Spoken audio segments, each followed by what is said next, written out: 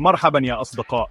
اليوم جايب لكم خبر مفرح لكل اللي بيحبوا كرة القدم، وخصوصا جمهور باريس سان جيرمان.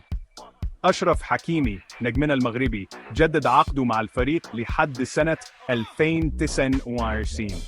أيوة زي ما سمعتوا كده.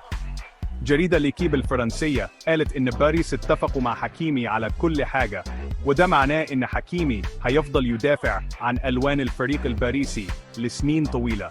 التجديد ده هيخلي الأندية اللي كانت عايزة حكيمي زي ريال مدريد تغير خطها خالص. زي ما تعرفوا حكيمي جاء باريس سنة 2021 من إنتر ميلان الإيطالي، ومن يومها وهو أساسي لعب 12 ماتش مع باريس، 9 في الدوري الفرنسي و4 في دوري أبطال أوروبا، وسجل هدفين كمان. الخبر الحلو إن حكيمي ممكن يكون أحسن لاعب في أفريقيا السنة دي. اسمه موجود في قائمة أحسن اللاعبين مع نجوم كبار زي سيمون أدينجرا، سيرهو جيراسي، أديمولا لوكمان، ورونوين ويليامز.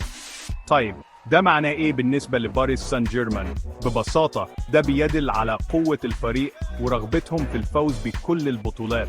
حكيمي مش بس مدافع قوي، لكنه كمان بيقدر يسجل ويصنع أهداف، وده هيفرق مع باريس كتير.